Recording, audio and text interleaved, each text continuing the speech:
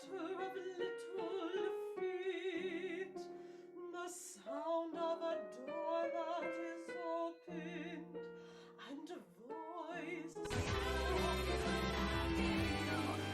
from my story I see the lamplight descending the broad hall stair. Alice and laughing Allegra, and Edith with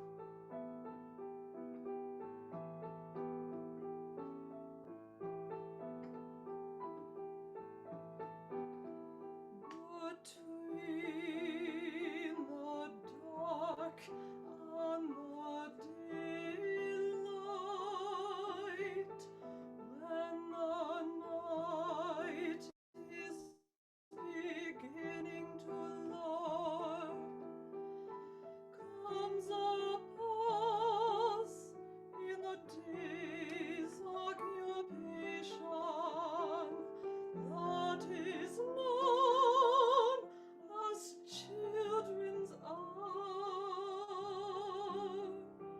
I hear in the chamber above me the patter of little feet, the sound of a door that is opened, and voices soft and sweet.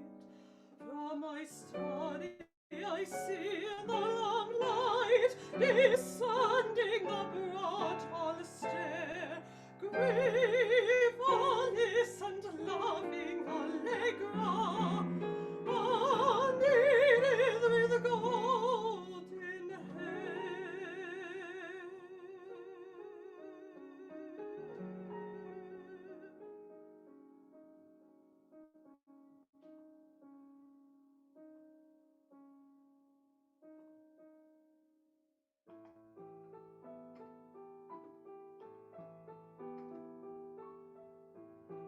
Between the dawn and daylight comes a pause that is known as children's hour.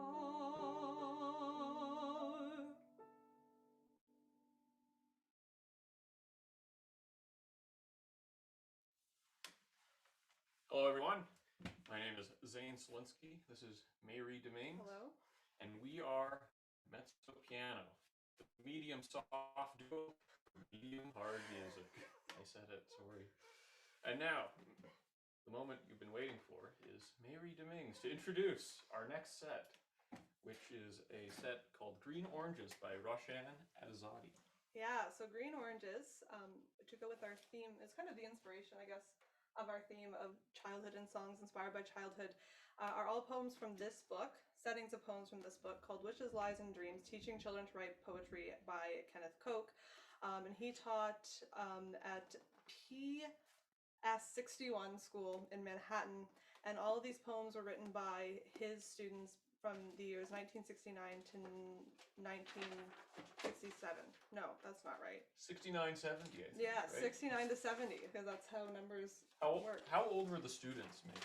So, we are doing 3 of the 4 songs that are in the cycle. Unfortunately, the last one needs an acoustic piano, so we couldn't do that on this concert. But the first poem, which is called The Dawn of Me, was written by Jeff Morley in the 5th grade. And the prompt for writing was lies. So that's the first song. The second song is a setting of the poem. Oops. Where did it go? My Little World by Lucille Perez, who was either a 4th or 5th grader. And the prompt for this poem was, I seem to be / but I really am. And the very last song in the cycle that we are doing is called Blah, and it was written by a 5th grader named Charles Conroy. And for this poem, the teacher, Kenneth Koch, had all of the students listening to Stravinsky and to write down either how it made them feel or what they thought they heard in the music.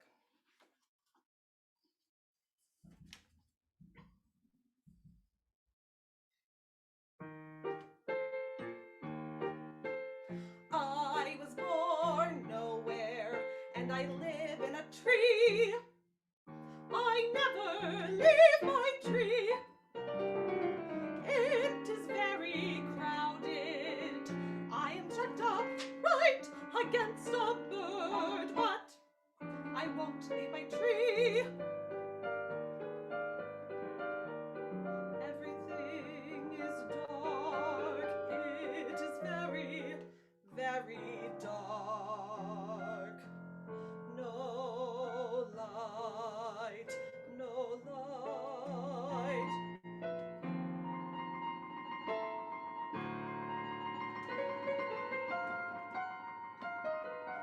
the birds sing. I wish I could sing.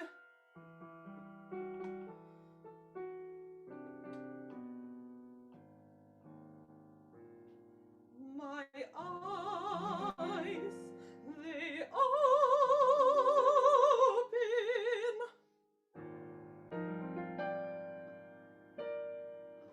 and all around my house the sea.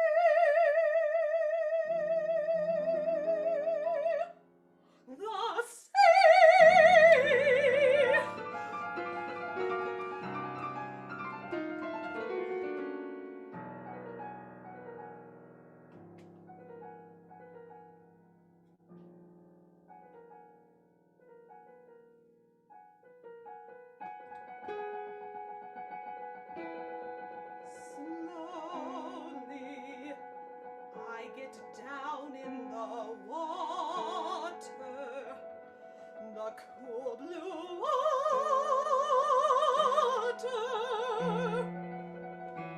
Oh, and the space.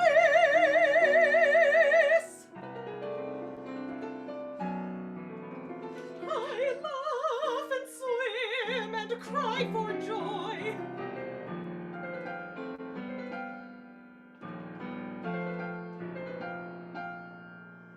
This is my home forever.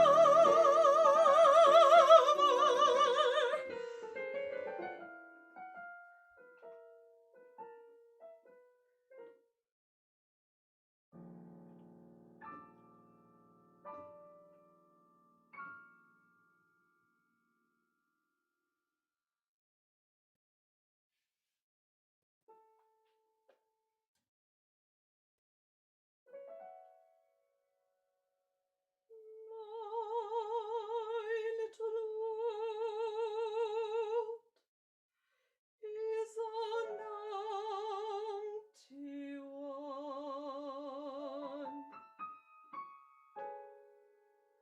and sometimes I can hear the sound of an animal walking.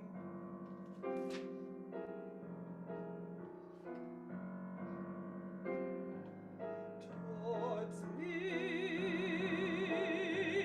towards me.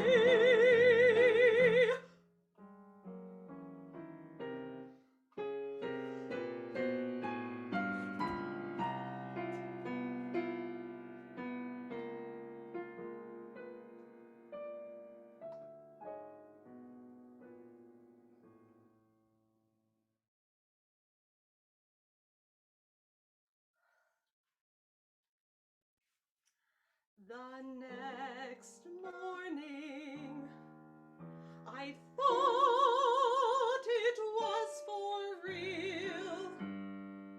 I thought it was for real. But I realized it was a dream. A dream. But the dream I had, I cannot forget. What a dream like that, I cannot forget.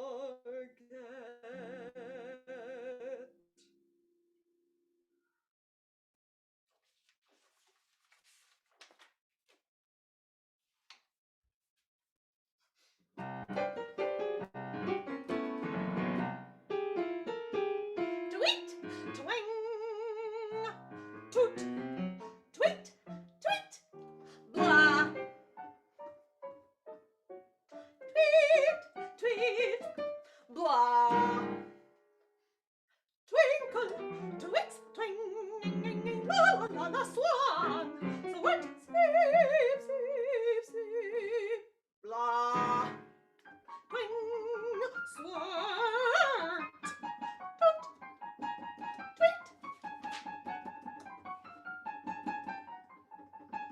blah. Tweet, twang, blah.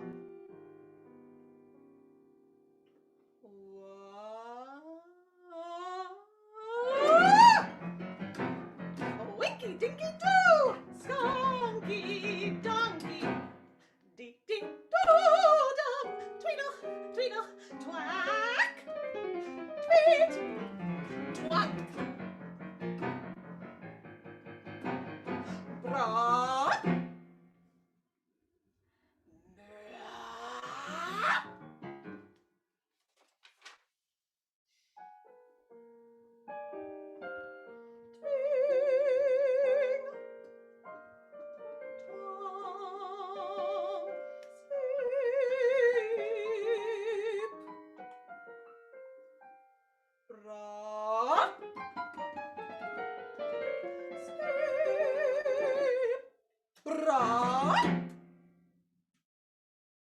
Skunky donkey, tweedle diddle wank, twink, twank, blah, blink, blank, plunk, loo, ponky, bonky, lunky, loo,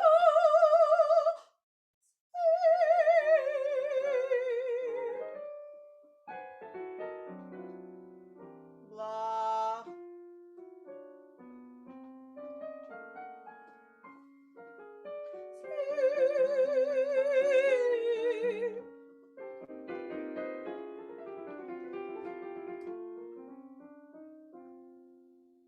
Blah.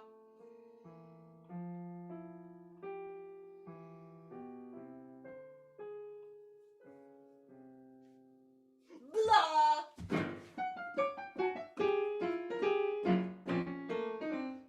Pika. Planka. Blank. Blank. Dunk. Blum. Cool. All right. Next couple we've got going. We figured since we're doing it on the theme of childhood, it would be fitting to also have a kind of counter theme of parenthood. So the next two are both tributes to parents that really kind of resonated with us. One's a little cutesier, one's a little more tender. For both our, because we have such supportive moms and dads. And I do want to make a special shout out to my mom who's watching, and it is her birthday tomorrow. So Happy birthday, Randy. happy birthday, Randy. Mom.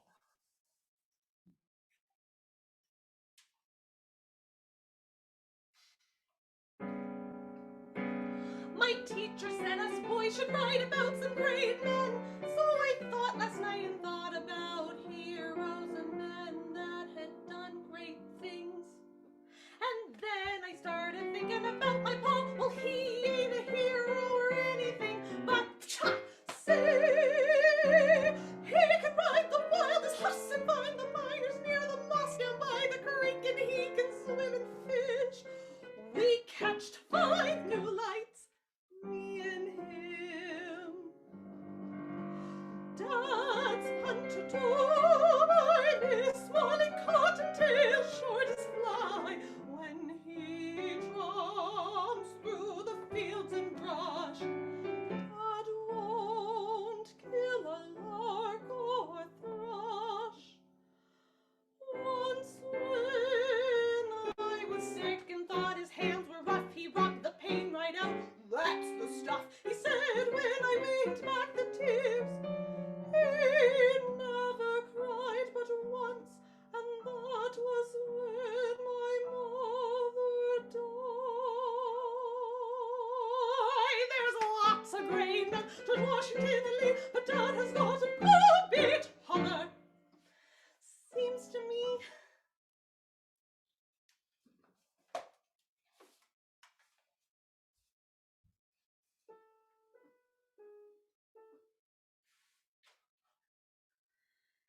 quelquefois sur ma tête, elle me sait ma peur,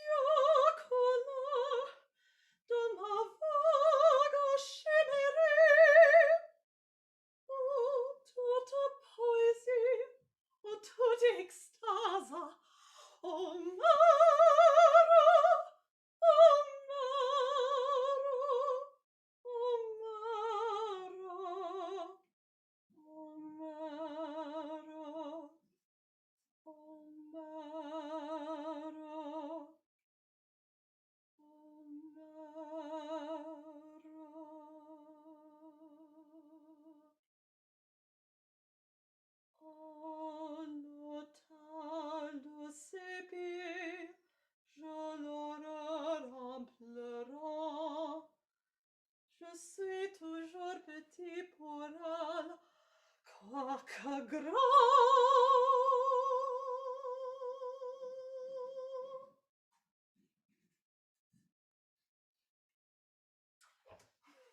can come back now. Yes, you can. Awesome. Our next selection, we were thinking, what are children about? What do children like? What does Disney like to sell to children? And the answer was anthropomorphic animals. So we went with this song from this set, which is about anthropomorphic animals. Specifically, in this case, a peacock. You're going to tell them what he's doing? He's waiting for his bride again.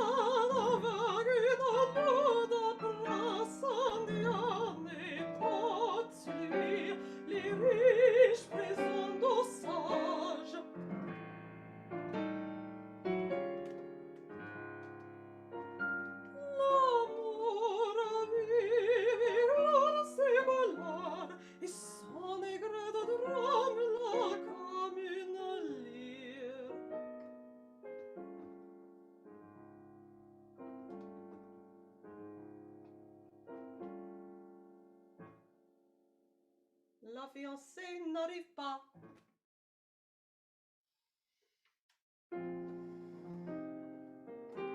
Il mono de toi et regarde côté de soleil.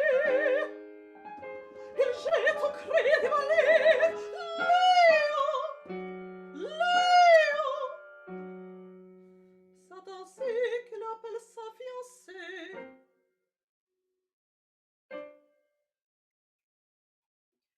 Il ne voit rien venir et personne ne répond. Il lève même la tête. Elle s'enlève.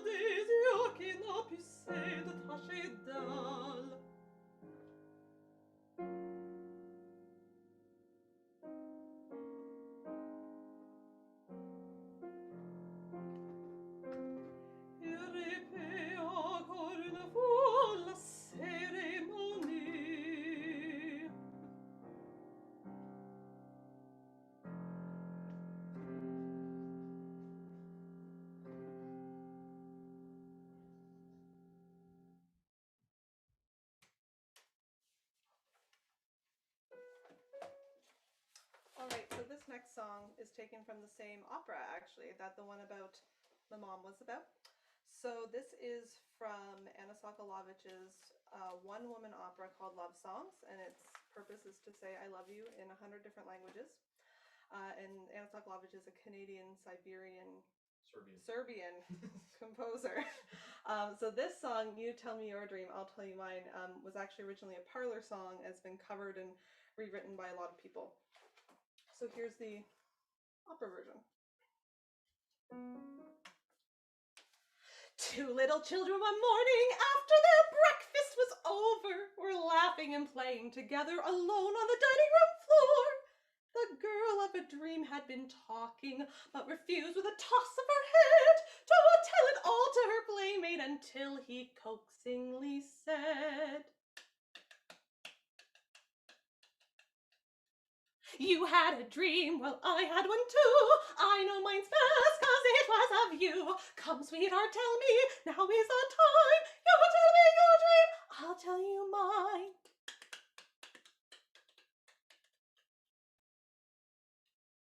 Tom said, I dream you had promised that someday we would be wed. Why, that's just exactly like my dream, Mary the blushingly said. Time, they say, brings many changes, but their love no change ever knew. So they were happily married, the dream of their childhood come true. You had a dream, well I had one too. I know mine's best, 'cause it was of you. Come, sweetheart, tell me, now is the time. You tell me your dream, I'll tell you mine.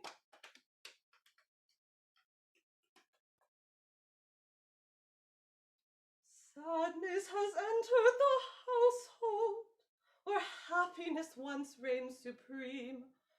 The sunshine of life now has vanished. Grief has dispelled their bright dream. For Mary, his kind, loving helpmate, had yesterday passed away. And in sorrow Tom thinks of the morning when in childhood to her he did say,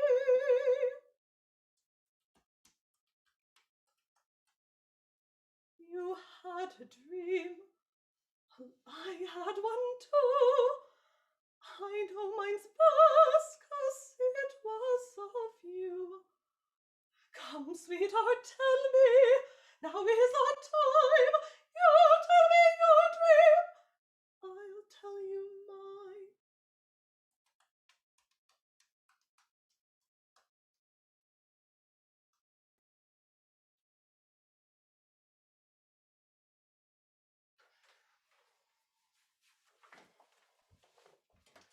All right. Our final song. Because we couldn't leave you with something that's sad. No, of course not. As well as our first song and our middle song, we kind of chose to frame this around Charles Ives because we found that, when we were looking into this theme, Charles Ives' songs have this particular fondness for childhood, and nostalgia is such an important part of all his writing. I think that it would be very fitting to have something that's written by him, text by him, and is just kind of reminiscing on the pure joys of childhood and watching the circus band march through. Thank you again for all those you were watching. Thanks for coming out, spending a half hour with us on your Saturday, and thanks again. Triple thanks.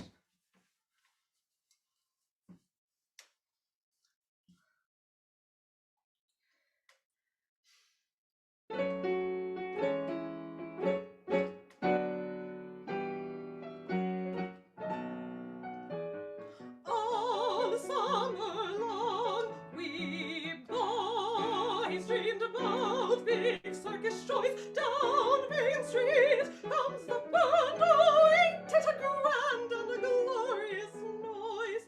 All summer long we boys dreamed about big circus joys. Down Main Street comes the band, oh, ain't it a grand and a glorious noise?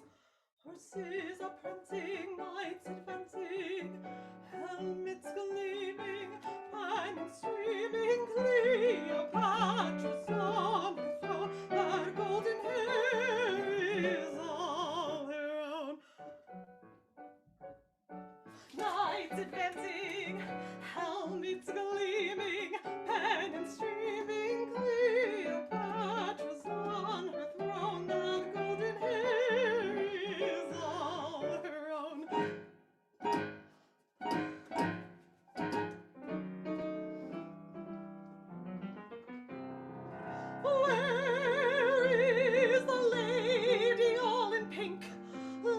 year she waved to me, I think.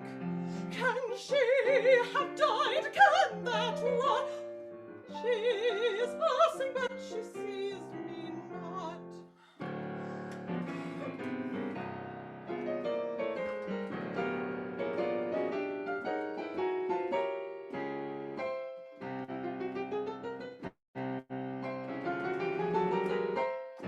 Here are the trombones! Where is the lady all in pink? Last year she waved to me, I think. Can she have died? Can that rot? She is passing, but she sees me not. Alrighty. Want to take that? Yeah, sure. You too. Thank you so much. Thank you. Thank you.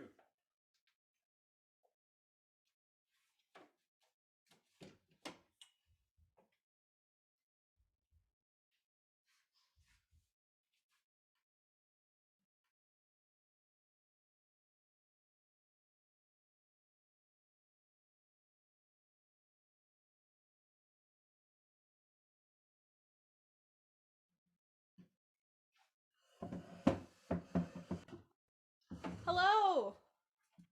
That was okay. I'll do that one more time just so I make sure everything is set up. Could you say something quickly just so I catch your sound? Hello. Yes. All right, Hello. amazing. All right, amazing. That was such a great concert. It was super short, but everything was like so tight, and it was very very action packed. It felt like it was 5 minutes. That was a really great experience. Thank you.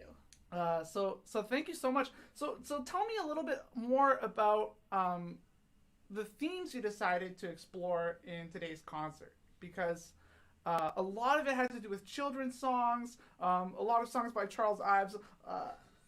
Tell me a little bit more about.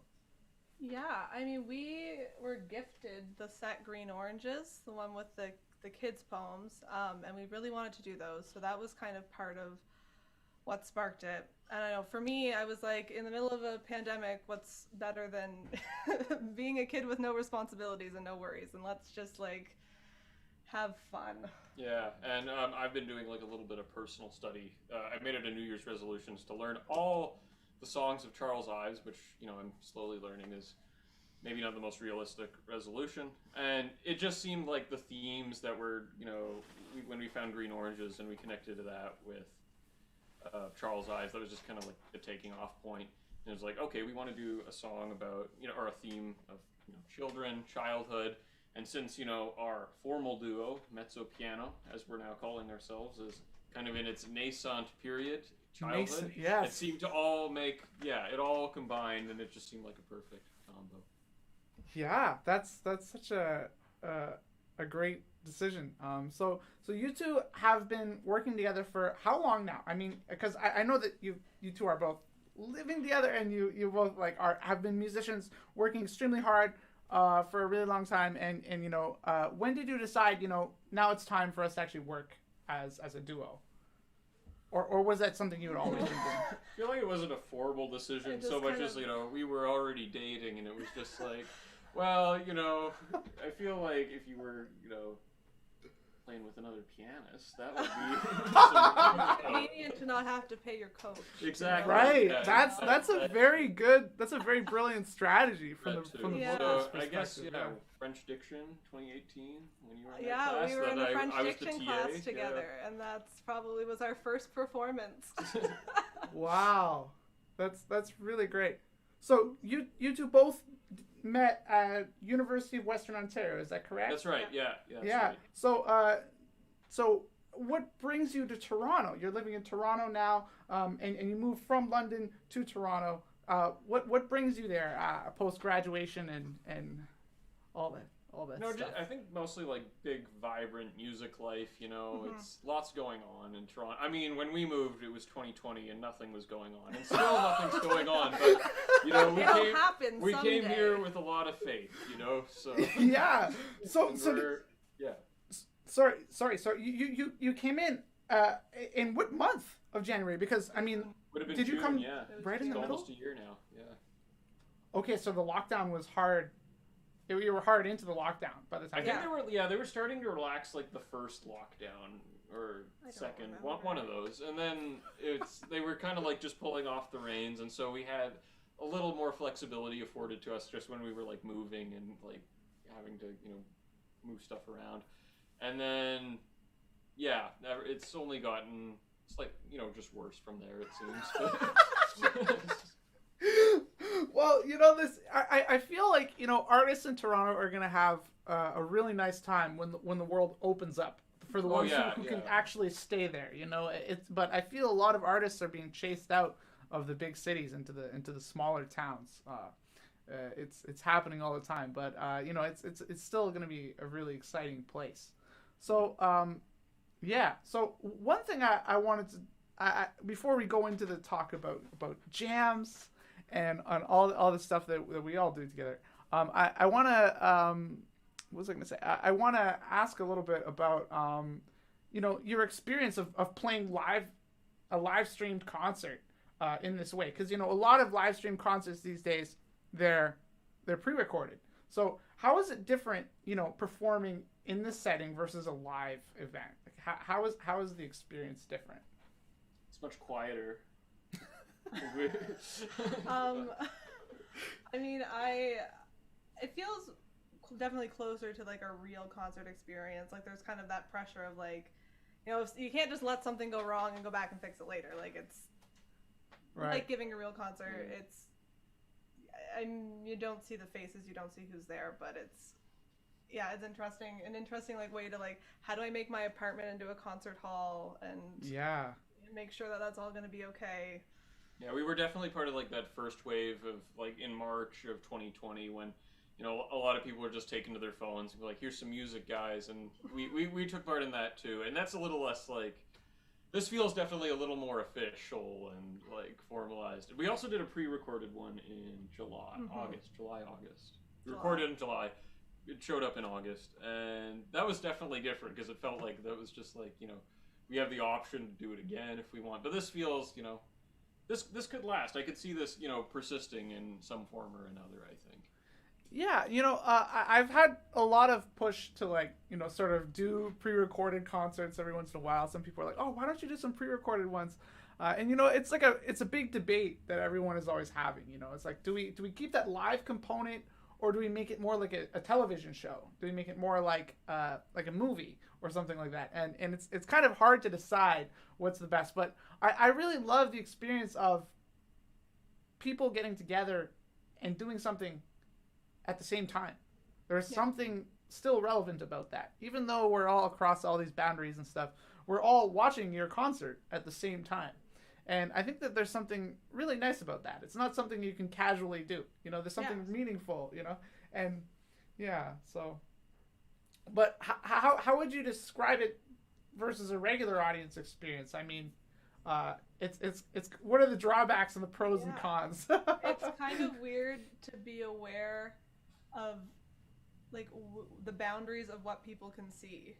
So like where am I cut off? If I go too far one way, will I disappear? That's kind of a weird feeling. Also, like, where do I look? Like, there's no do I look at the camera? Do I look beyond it? There's no person there to like lock eyes with, to be like, we're in this together, audience. Yes, for me, totally. it's like the lack of also like immediate feedback that the audience gives you when they clap or boo, depending on how well you're doing. But that's definitely kind of foreign. You're just kind of like in this weird purgatory of silence. It's like, do I wait or do I just keep going? Yeah. Like, because there's no buffer of applause, and then it's just awkward. So it's like, should I jump into something else, or do I give them a second to like digest what's just happened? Yeah, you definitely took a lightning round approach. Like, you just played awesome music. We're gonna go to the next one. Awesome music. Go to the next one. And I really love that approach. It was really nice. It kept it all really tight and together, and it was really nice. Yeah. So, but there's a lot of great people watching this concert, and I hope for anyone who was watching today that you donate to these amazing performers, because all of the donations that go towards Concerts for the End of Time go directly to the artist. So I don't take profit for this. It's all to them. So that's gonna they deserve millions of dollars for this. But we do what we can. So we try to make it happen. So this is great. So one thing I want to move on to. I guess we're kind of going fast with the interview, but I want to talk a little bit more about jams, music education, and what we've all been doing for the past, I don't know how many months. I think 7, 6. Yeah. 9. Yeah, and we've been meeting every single week about this music school. So tell us a little bit more about what this is. I mean, I already know what it is, but just tell the viewers a little bit more about. Oh boy, well this is scary. So you can contradict me if I have suddenly different ideas. That's great. Yeah, go for it. Go for it. So this endeavor that Daniel, Máiri, and I have undertaken is a cooperatively owned music school, which we're hoping meets the needs of both the producer, the music teacher, and the consumer, the would-be music student. Like, I think this kind of mostly came out of the pandemic when we found a lot of us who were working in music schools that had to switch to online ended up kind of doing a lot of our own admin work. And so this whole situation where the music school is taking this 50% cut out of your pay for the lessons that you give is kind of doesn't quite really make sense anymore, because there's no admin work and you're not paying for a space or anything like that. And it does kind of debilitate from how the standard of lesson you are motivated to give to your student as well, because if I'm just getting 50% of what I'm worth, then I mean there's just kind of not that I ever give bad lessons, but Right. Yeah. But it's like you're almost paying rent, right? Yeah, it's like exactly. It's like the teacher is actually kind of paying rent to practice. Like they're using the space, and that all makes sense in some ways, I guess. But the question is, how much of that cut is actually worth it? And especially in a world where this pandemic is happening. We're not actually using any real estate except for our own apartments now. So where does it actually start? Where does everything? Where does that begin? So I think we're all working towards trying to give musicians more control over their music teaching experience, and to just gradually pass that happy teacher experience onto the consumer, onto exactly. the Yeah, and I mean expanding students. the freedom for students as well is such a big part of it. I mean, we're looking at providing lessons that are subsidized at a lower rate for students who might be coming from a low income bracket, or just kind of and have been kind of closed off from a formal music education for that reason, I think. And so that's another big need that we want to address, and trying to be socially mindful in the pursuit of that is just so much at the core of JAMS, which of course stands for Just and Accessible Music School. Yeah, totally. So Máiri, feel free to join in too. It's not it's a three-way conversation too. So feel free to jump in. You got it right. Yeah. So I mean, how did everybody actually come together and do jams? Because we actually didn't know each other before this. I believe, Máiri, I actually saw you at the Nationals or something once. like that. Yeah. We had breakfast together. Yes, we did. Yeah, exactly. So I do remember that. And you actually went back to the Nationals last year, right? No. Okay. Okay, wait. I was Googling you and I saw you in the 2020 alumni Oh yeah, concert or because something. they had that was something else. That was an alumni. Okay, I was like, yeah, because I wasn't know anywhere. maybe for the nationals. Did she go That back was again? Okay, it's okay. the same organization, different thing. Right. And that national music competition is no longer available for Ontario people anymore, as far as I understand. It's actually, yeah, it's really unfortunate. But anyway, it's a little off topic. But so we all kind of, there were a few connections there already. But how did everybody actually get together and decide to make this school? It was all kind of like prompted by social media, from what I understand. I mean, Máiri, you saw the first wave of like social media stuff. Yeah, it was all really connections from various, schooling and other performances where there was all of these people who were musicians but also teachers, and were just getting annoyed with how we were being treated in the pandemic world. Yes.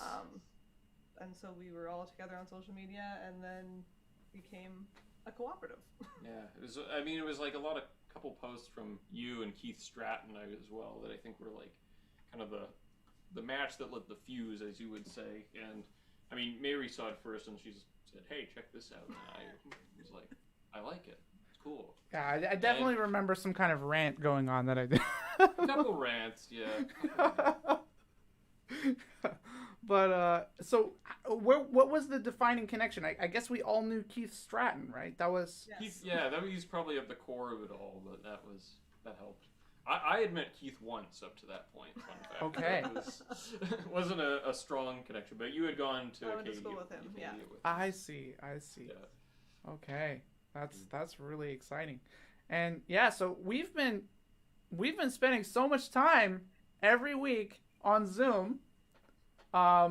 Just meeting up and organizing these events and organizing our everything, and it's really it's been quite a journey, so let's talk a little bit about how it all began and how and what the milestones were, or can you just kind of give us a journey? I mean, I know the story. I'm just yeah. Obviously I know. I'm just Sure. No, I mean. It was personally a lot of like exploratory meetings. What kind of business do we want to be? What are we setting a business? or a I don't business? even think it was even an intent. Not at first, maybe. Yeah. It was just kind of, and then we kind of like coalesced our ideas, and what seemed to work best for us was that cooperative model.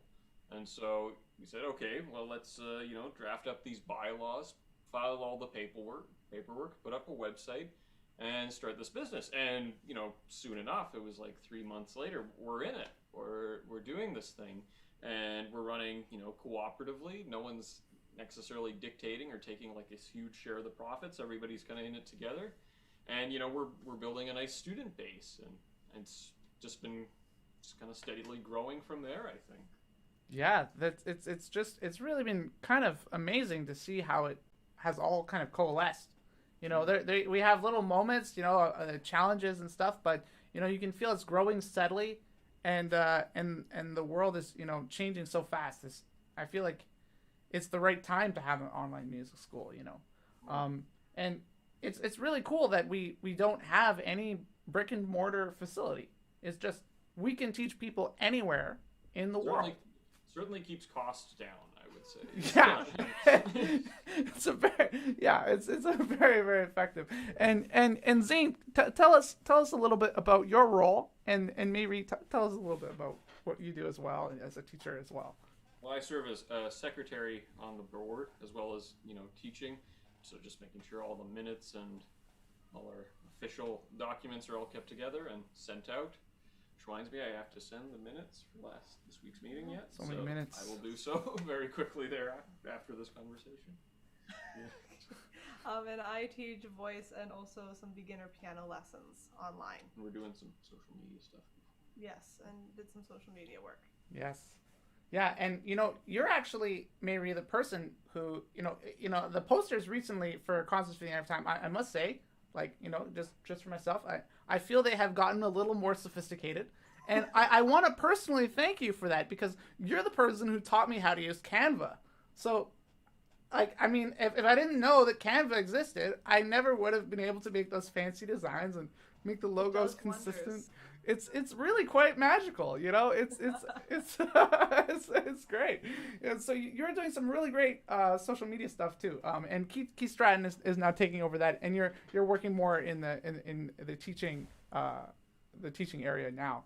But it's really wild. So you know, we're all teachers, right? We're all that's what we all have common. We're all teachers. We're all performers, and we all take performing very seriously, and we all take teaching very seriously. And you know, with some humor on the side, I guess. And so tell us a little bit about your teaching philosophies. Tell us a little bit about how you approach teaching, and what, you know, what you like to share with the students. Yeah, I mean, as you saw, think that you should just have a really good time and be willing to be silly, and you know, singing doesn't have to be stuffy, and Yeah. it's all about being individual, and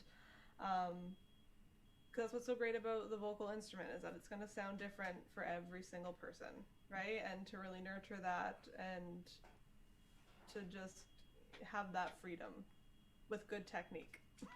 Yeah. Freedom. And you have really good technique. It's pretty impressive. Trying. Yeah, it's really like, wow, it's really impressive.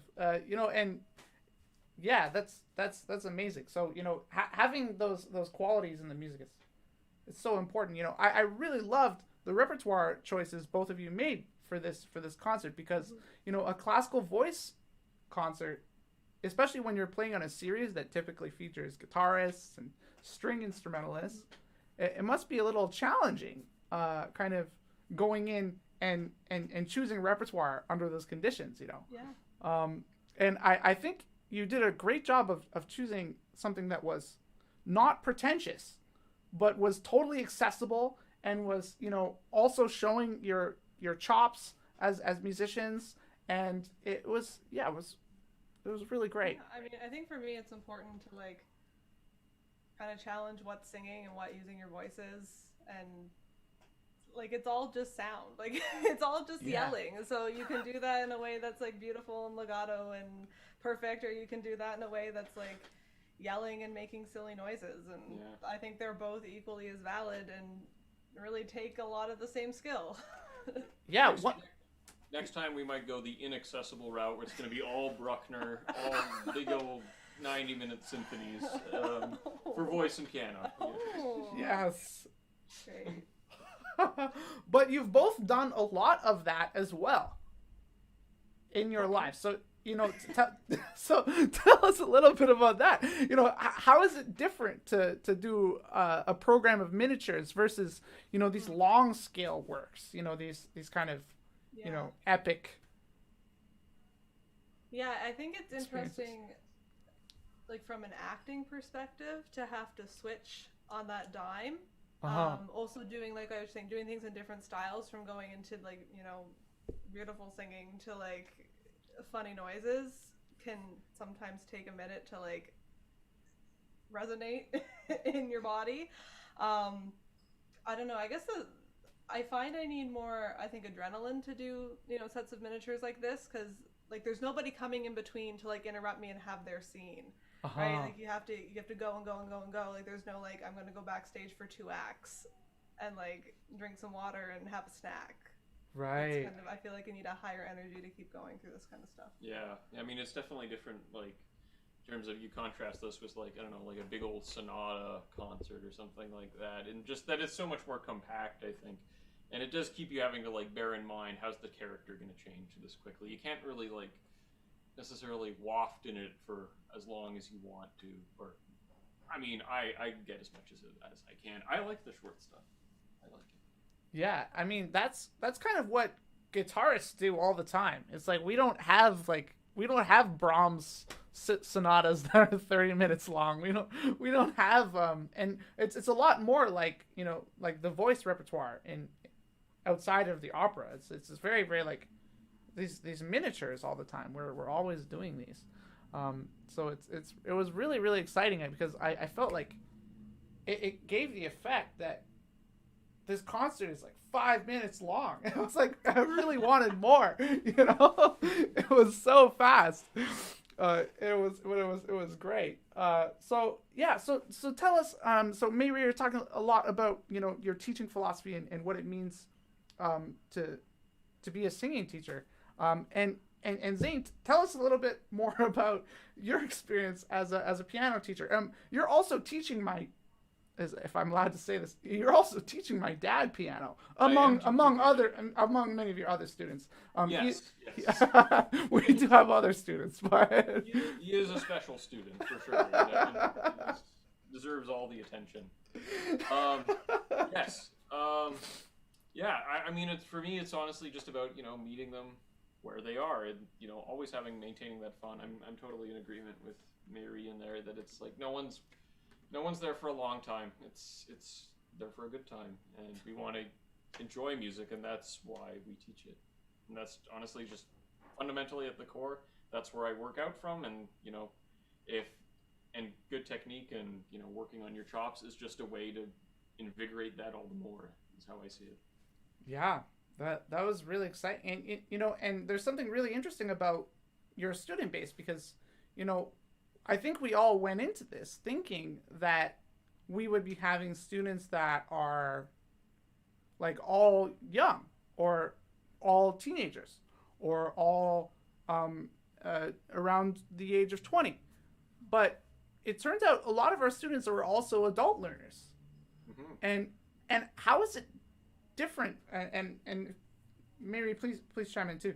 How is it different teaching somebody who is, you know, at an advanced age in their life versus somebody who's very young, or somebody who's in their 20s?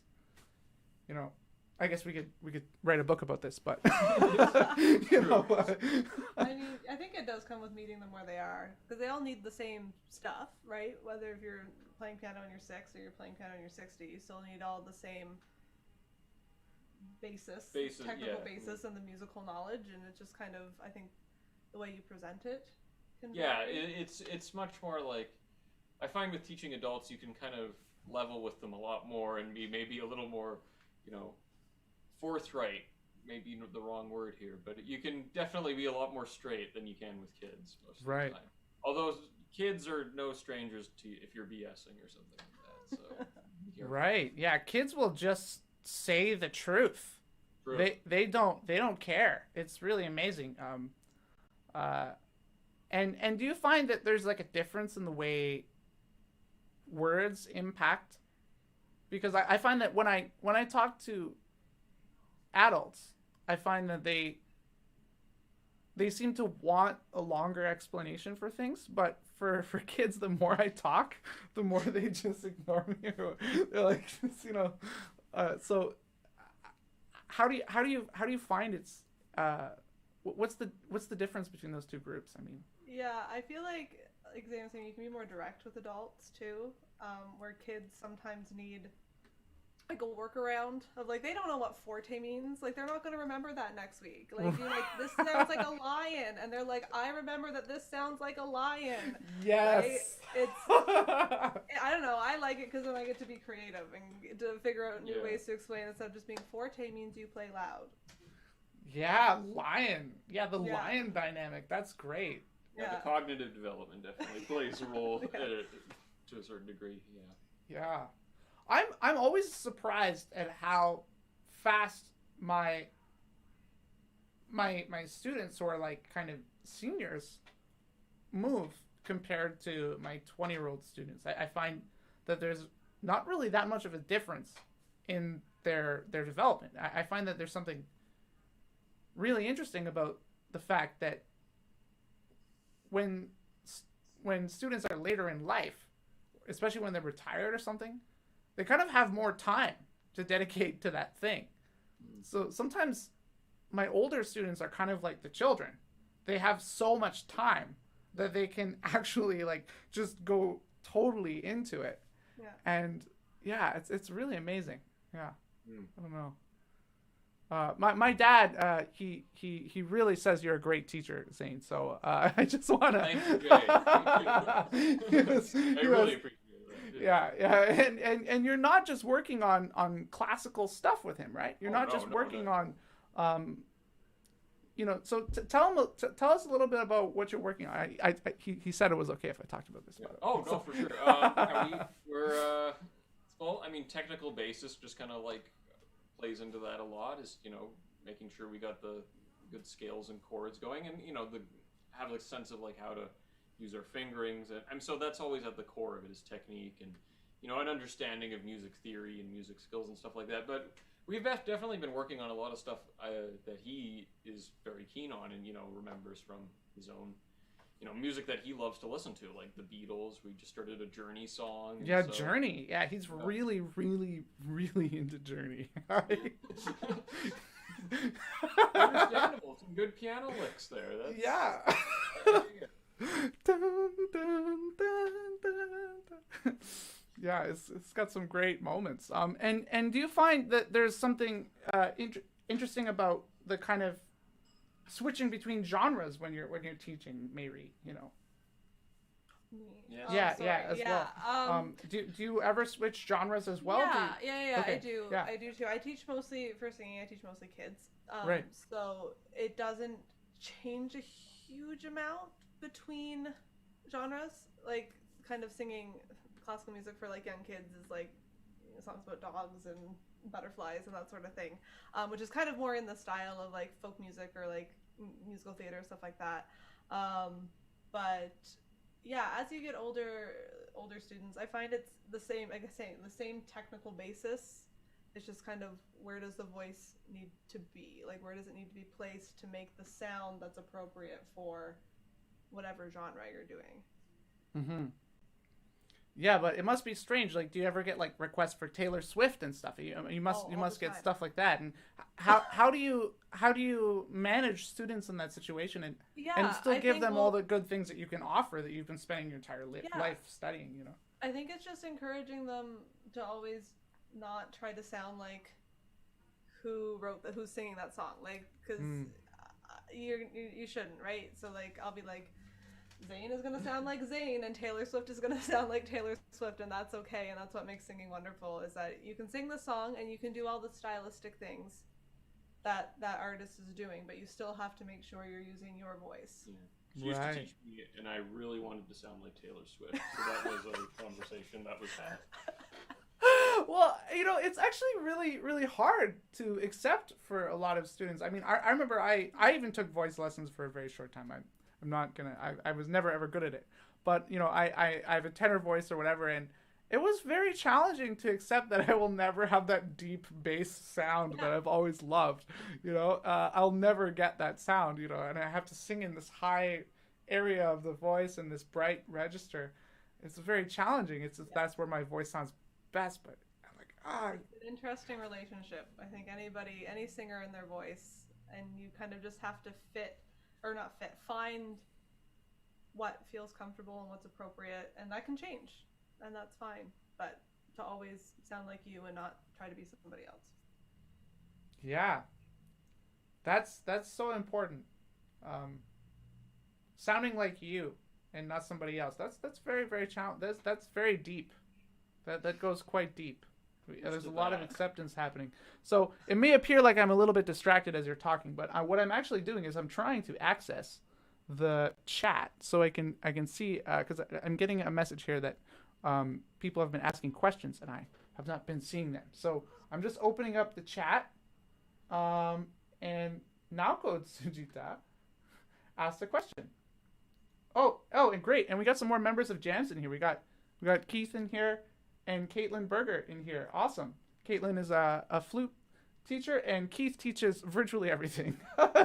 Keith is not flute, though. He does not teach flute, but he teaches voice and piano and guitar as well. So, this is a great question from Naoko. She says, "What are the issues you two encountered by living with another musician? How do you imagine a teaching schedule?" Oh, yeah, we both have to live with this. Sure, that's not a question for you, Daniel. Now, full disclosure, me and Naoko are married, so it's a little... Our apartment has no doors in it, so it's literally just a tunnel of sound. So if Zain is practicing, I can hear it. If I'm practicing, he can hear it. If one of us are teaching, we have to be banished to elsewhere to be quiet. No doors. There's a bathroom door. Like I want to go hang out in the bathroom while you're teaching. I don't want to do that, right? So wow, yeah, it's Toronto. It's a lot of scheduling around of like, I'm going to practice at this time and then I teach at this time and you can have all this free time that's in between and this is the time I need and try to divvy it up equally as best as we can. Yeah. One challenge that I find interesting, and I think Naoko might be referring to this, I'm not sure, is, the fact that, when you're a duo, because me and Naoko are also a duo. Naoko's a percussionist. She's a great marimba player. And so we have a guitar marimba duo. And, how do you schedule rehearsals together when you have gigs or concerts? When you always live together? Do you do it in the formal way and say, like, I'm going to meet you at 7 o'clock? No, not really. No. It's basically this morning, Máiri will be like, I want to run this. I want to do this. Can we do this? And I say, of course. And then we do it. And we do it. And that's how the collaborative pianist vocalist relationship should work, guys. That's how it works. And then he says that something is wrong and I say it wasn't. You just didn't hear it right.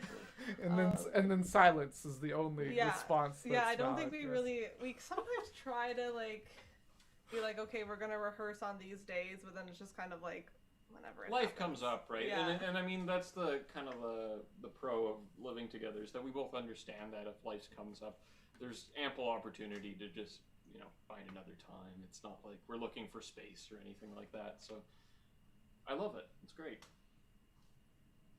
Naoko says, Zain, you are the guy. Super sweet. Wow. Yeah. I don't think me and Naoko are that that organized.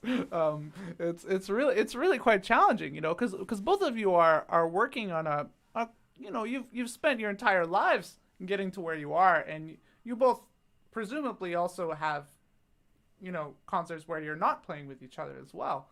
So, it must be very challenging to balance all of the different things. Yeah, I do find that more of a challenge of like personal stuff versus duo stuff. Even though Zain plays for most of my personal stuff too. Yeah, it's super convenient. But like to make sure you're giving equal, I mean, like in a non-pandemic world, if like I'm getting something ready to like take to somebody else who's not Zain, versus something that's like just something we're working on together, where I know like Zain's not gonna fire me, right, if I screw it up, right? Where somebody else might. Not yet. Yeah, it would be very difficult to. Wow. So that must be interesting, though. I mean, Zain, as a pianist, that must be a lot of repertoire, because Máiri, you also do operas, like full-length operas all the time, and you've had great roles in many different operas. That's a lot of music that you're singing. Zain, do you have to just sight read this stuff, or do you just like? Oh yeah, sometimes depends how quickly Máiri can get it to me, but. No, it's kind of like a rotating, buffet. So there are stuff, you just gotta keep stock of, and you're just like, okay, I'm gonna have to play Smanier, once a week or something like that, just to keep my chops up. And I know Máiri's gonna ask for it at some point, so I do it. But I also do find a lot of time to just, work on my own stuff, and always working on my techniques, and that's always handy. Never stop. Technique, guys. Yeah, never stop the technique. Never stop the technique. This is very important. That's a great comment. So Zain, I wanna ask you a little question about your bio, because your bio you both published a kind of a duo bio, but on your personal bio I was reading it and it said, correct me if I'm wrong, that you went to the Schubert Academy in Austria. Institute. Yes, the Schubert Institute. This is one of the largest collaborative piano events in the world. So tell us a little bit about that experience and how that changed you or shaped you as a pianist. Yeah, sure. I went with my good friend John Johnston, real name, baritone, Real and name. and we, it was just really eye-opening to be able to perform. It's predominantly focused on lieder, so German Right. song, in Austria. So the kind of the land where it was all kind of gestated. We were like 10 miles out of Vienna, I think, 20 miles. And Okay, so so all not in this, Vienna, like, just yeah, like outside. just outside of Vienna, yeah. Cool. And so yeah, just getting to work on all these Schubert songs or Mahler songs or whatever, that are all about the beauty of nature, and then we get to look at outside and we actually get to see that nature before us. That was very eye-opening. Right. And there was all of these kind of like, wow, I'm here kind of moments, and it was a wonderful time, honestly, and we got very good feedback from various renowned players and singers of lieder. Yeah, that must have been a crazy experience. And how long was that? Was that a 2 weeks or a month? It was 6 weeks. 6 weeks. 6 weeks, even longer. Wow. Yeah, pretty That's intensive. So yeah, it's and they do work you hard. So but I imagine. all for your betterment. Yeah, it's kind of 6 days on, 7 days on again, back on. It's a lot of good times. But I mean, I went early and checked out the city too, and that was fun as well. Yeah. So honestly, yeah, a very transformative experience, and also just to meet all sorts of different people who are pursuing the same goals that you, but from different places in the world. That's it's affirming in a lot of ways, just to see how universal the things that you think you're aiming for, and it's just like, oh, this is such a personal struggle that you share it with so many people, and that's that connection is, I feel like, a very unique one to music, and I appreciated that quite a bit. Wow. That's amazing. And Máiri, you've done some crazy stuff as well. You've also sung in academies in Europe as well. So Yeah. tell us a little bit about some of the crazy stuff you've done as well. So I've done a couple of like opera training programs in Italy, which is very exciting and very like overwhelming at the same time, to just see how deep it is in their culture, that like everybody knows all the words to the Mozart shows, and like and they it's not actually this, understand like, them. yeah, like they know what's going on. I don't know, it Yes. feels like, how it feels kind of more niche here, but it's like everybody loves it there, right? Right. And I think the difference in this wasn't for all shows, for some shows of like audience etiquette, of like they'll just walk around and do their thing, instead of like how we always are like, we must sit and be quiet and do all of that. But I think it's really eye-opening and really, again, like wonderful to see, like, this is what the composer saw while they were writing this thing. Like, this is what they were experiencing, and it feels like a little bit of a deeper connection, I think, to the music. Yeah, those are really transformative experiences. So you've also played some great roles as well. You've sung Carmen as well. I've been Mercedes. Okay. What is the craziest role you would say that you've played in an opera so far? I was a frog a couple years ago. That was fun. I also just always find, like, because I'm a mezzo and I get to play young boys. Young boys. Is this true? I did not know this. Yeah, because it's more likely if you put me in like a dress shirt and slick my hair back that I sound more and look more like a little boy than like a baritone does, right? Right. So I guess, playing someone okay. like Cherubino is always my favorite, because he's just really hyperactive and like lusting over everybody, and it's just funny, and everyone loves you in the opera because you're cute and fun, and it's also great music. But I think it's always like a nice little acting stretch to do roles like that. It must be.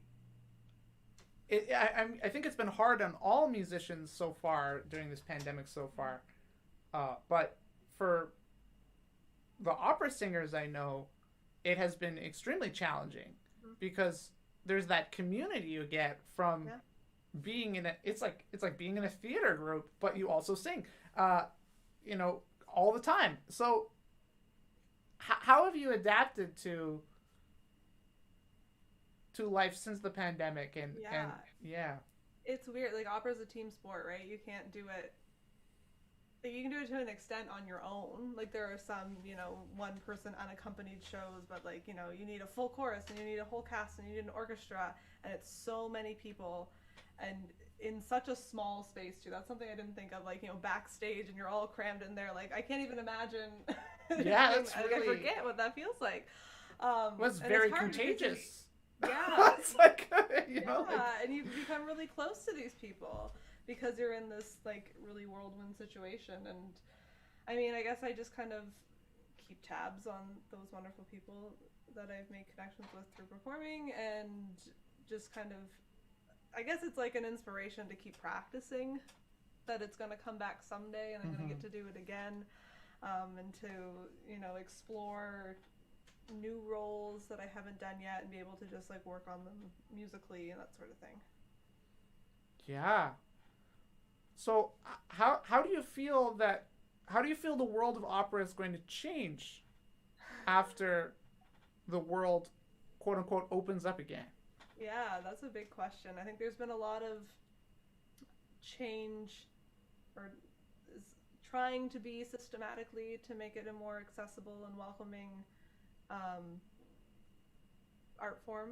I could talk a long time about that, but I won't. But well, I mean, yeah, that's a big challenge. I think it's really for going to sure. have to adapt, because it's, what is it? What's the quote? The only thing more expensive than war is opera.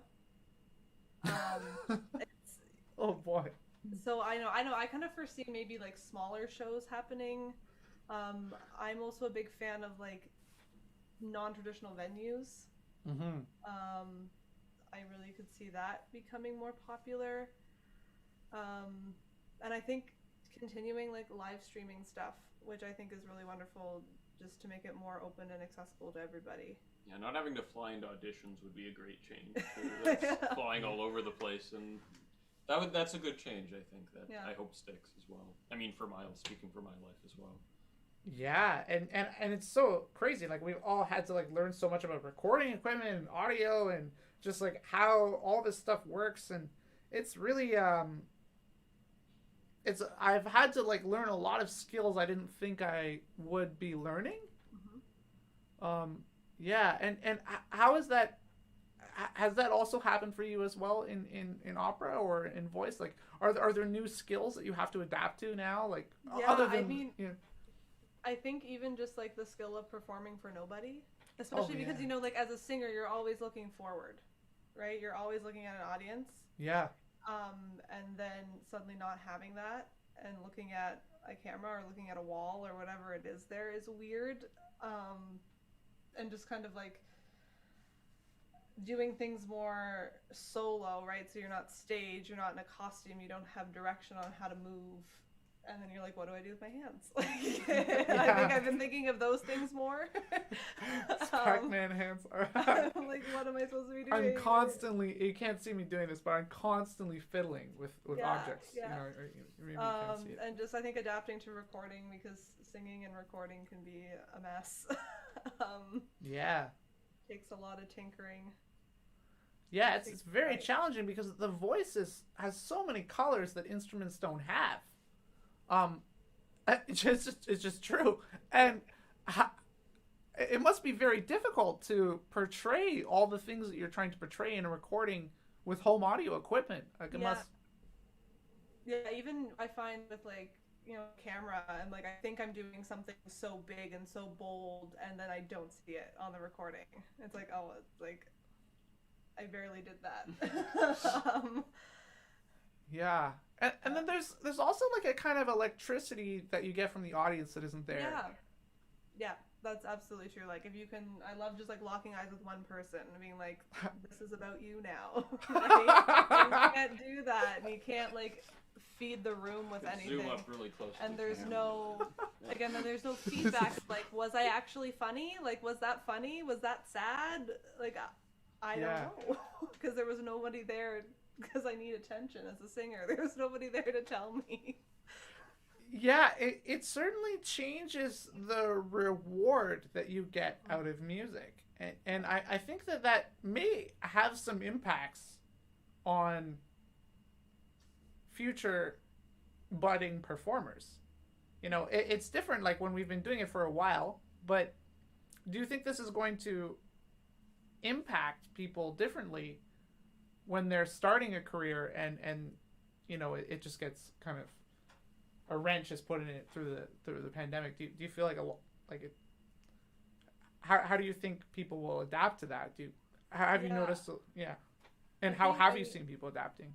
I mean, I feel like a lot of people are getting tired, and it's hard work. It's even, I think, sometimes more work for the individual of like, I have to do a recording and I have to have all of this stuff set up and I need to do this, and it feels like a chore sometimes to like, I'm gonna go do this audition, and where it would probably just be easier to get on a plane, go there, sing, and then leave, than to find somewhere to record and have the equipment and edit it and then send it out, right? Yeah. But I think a nice balance of both in the future would be nice, because again, there are so many benefits to doing things electronically.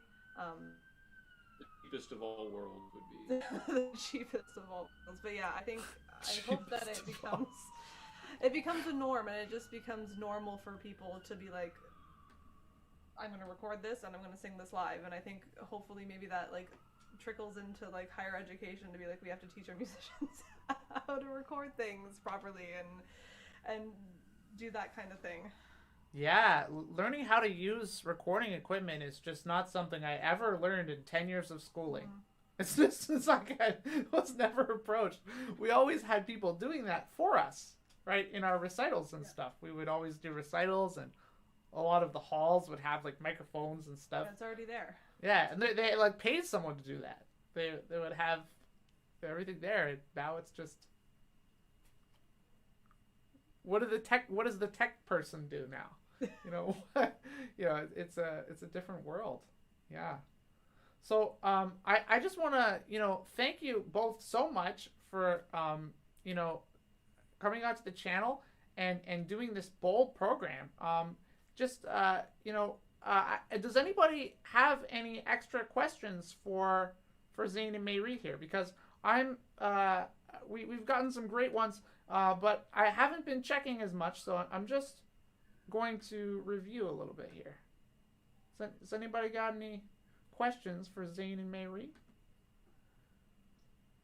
This was really such a refreshing concert, because we've never had a voice piano duo on the channel before, and it was just a great example to start with. It was just amazing to watch.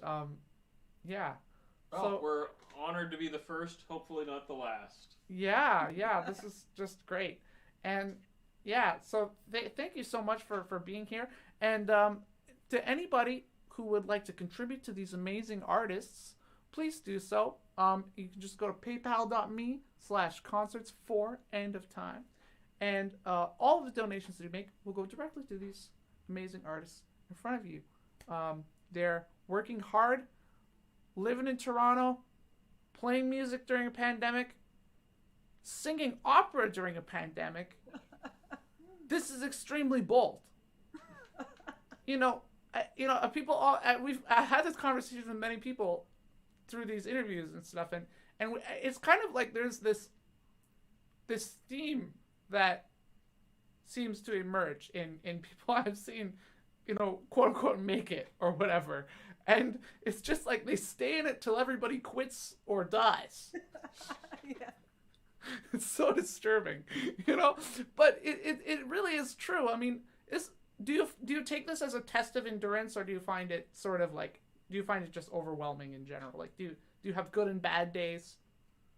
Yeah, I think so. I mean, I think we all do. A good schedule of I know I'm going to practice even for 10 minutes, right? Mm-hmm. That I'm going to do something musical.